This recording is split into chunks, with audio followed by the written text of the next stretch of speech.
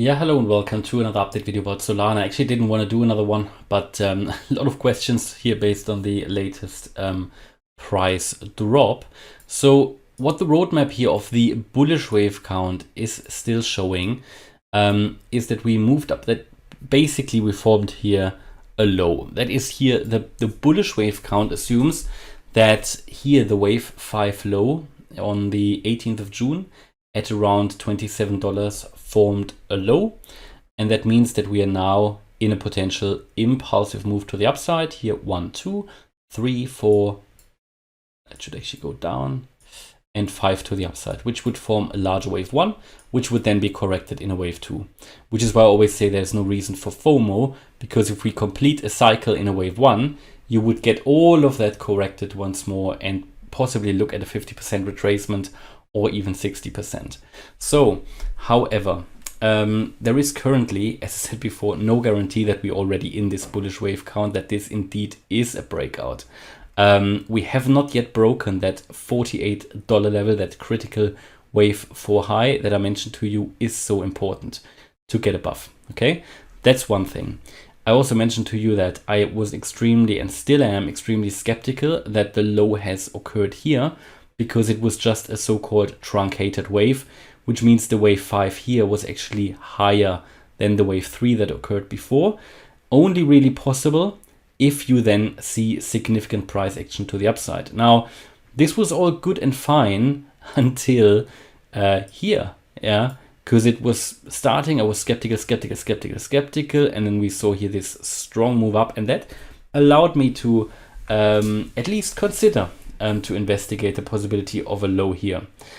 However, now we're coming down quite strongly. So we could already see here that we moved up in a wave 1, 2 in the bullish count, another 1 up and a 2 down. There was a potential here to hold this previous wave 1 high. Well, we didn't.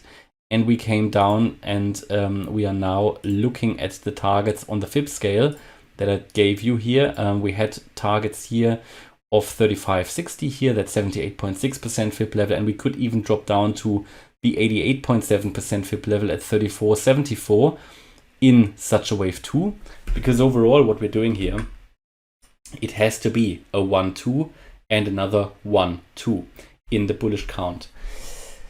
If we go below, so this, if you know, let me just put that on the chart.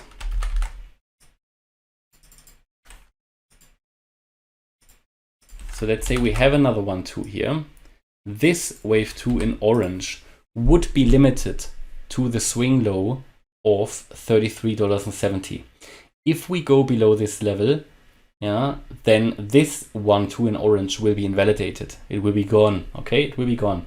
And that would seriously question the thesis that this here could have been a low. And then we really need to assume that we are going to come quite a chunk lower and might even take out again that wave 5 low here from the 18th of June. So this is sort of the magical level for me here at $33.70.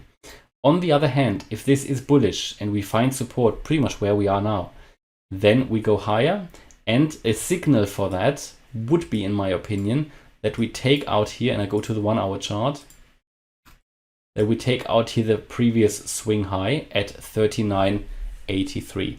However, we need to substantially break it. Substantially break it. How would we do that? Well, you will have here resistance, pretty much at the high. We would need to move above it, retest it, hold it, go up. What we should not do is go higher, go above it, come down again. Yeah, this would not be bullish. So that would be a good sign that the wave 2 indeed has been completed if we move above and hold substantially that swing high. And yeah, at the moment it is very uncertain. It is difficult. There are a lot of strong retracements currently in the crypto market here. And if we want to count it bullish, we have to count it as 1, 2, 1, 2. This is an absolute viable count, yeah? But therefore we need to take a look at this swing low that I mentioned, where the orange 1, 2 will be invalidated. If we go below that, I think we have to be quite clear that this could in the end still result in lower lows. And if it does, then at least we could still reach my original target area that I gave you here at around $19 to $20, because I was never really happy with this truncated low. It is possible to count it like that if there is significant bullish price action. Started like that. Now I'm getting a bit skeptical here. Yeah. And again, this is the level. If we go below that $33.70 level, then I think the likelihood that we go down once more and make a lower low increases drastically. Okay, that is my view about Solana. So hopefully you liked the update. If you did, please hit the like button, leave a comment and subscribe. And if you really like the content, then check out the channel membership. Thanks a lot for watching. Bye-bye.